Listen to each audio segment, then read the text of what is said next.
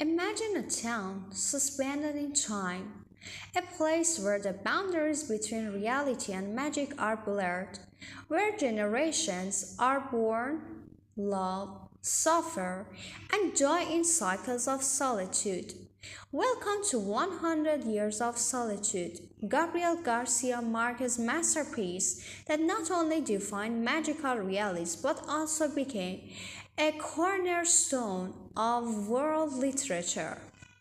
Published in 1967, 100 Years of Solitude catapulted Garcia Marquez to literary fame. This is a story of the Buendía family, whose lives unfold in the fictional town of Macondo, a place that feels more like a dream than a real location. But what makes this novel so unforgettable? Why does it still resonate with readers around the world, even 50 years after its release? To understand its allure, we first need to talk about what makes this book so unique. 100 Years of Solitude is a perfect blend of the real and the surreal. The mundane and the magical coexist in a world where history, family, and fate are forever intertwined. In Macondo, you'll encounter characters who live in extraordinary conditions, but none more so than the Buendía family, whose destiny seems to be predestined. From the very beginning, we're introduced to Jose Arcadio Buendía, the patriarch whose obsession with discovering the secrets of the world leads to both innovation and madness. His search for knowledge seems endless, and it's here where the first thread of solitude is woven into the family's fate. But this isn't just a family saga, it's a reflection of time itself, where the past is never truly gone. In fact, it's a cycle that repeats over and over again. Like an unbreakable curse, the Buendias live in the past, even as the future encroaches upon them. Each member of the Buendia family seems to trapped by their own solitude, in love, in ambition, in their quest for meaning.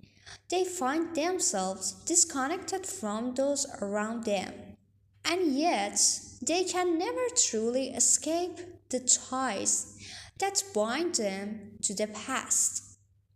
We see this with characters like Fernanda del Caprio, who lives in isolation within her own head, and Aureliano Buendia, whose search for purpose brings him closer to madness and death. Isn't it fascinating? The novel doesn't just tell a story of a family. It tells the story of a country, of Latin America itself. Garcia Marquez, through Macondo, is making a statement about the endless cycle of story. Much like Buendia family, Latin America has struggled with cycles of violence, political turmoil, and isolation.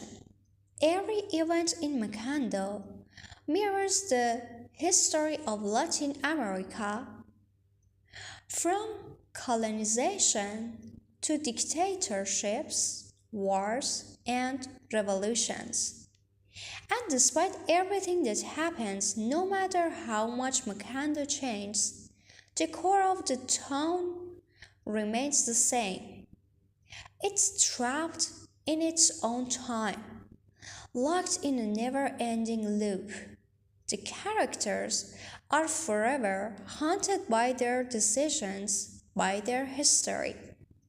And this, my friends, is the power of 100 Years of Solitude. Its ability to speak to the human experience on a universal level. In fact, Garcia Marquez once said, "What matters in a history is not whether it's true, but whether it is authentic." And 100 Years of Solitude is nothing short of authentic. The beauty of the novel is also in its setting a rich, lush, and vibrant world that contrasts with the suffering and isolation of its inhabitants. Macondo is like the heart of the novel, pulsing with magic.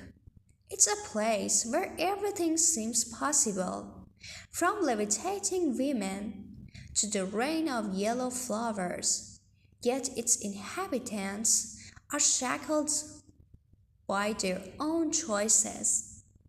If you never read 100 Years of Solitude, let me tell you, it's an experience, not just because of its vivid descriptions or haunting beauty, but because of how it makes you reflect on your own life. Are we doomed to repeat our mistakes? Are we stuck in the solitude of our choices, of our past? And can we ever break free from the cycles that seem to control us? Perhaps the most important message of all is that solitude isn't just about being physically alone. It's about being disconnected from our roots, from each other, from understanding who we really are. In 100 Years of Solitude, we see that no matter how hard we try to escape it, solitude follows us like a shadow. As the story comes to its tragic, inevitable end, we must say history will repeat itself and Macondo will disappear. But the question remains, is solitude a curse? Or is it the key to understanding our place in the world? Perhaps the real question is, are we doomed to our own solitude, or can we break free? Just as we see in this beautiful tragic novel. That, I believe, is a question for each of us to answer. So, what do you think? Is 100 Years of Solitude a reflection of our world today? Let me know your thoughts in the comments below. If you enjoyed this analysis, don't forget to like, share, and subscribe for more insights into the world of movies and literature. Until next time, stay curious.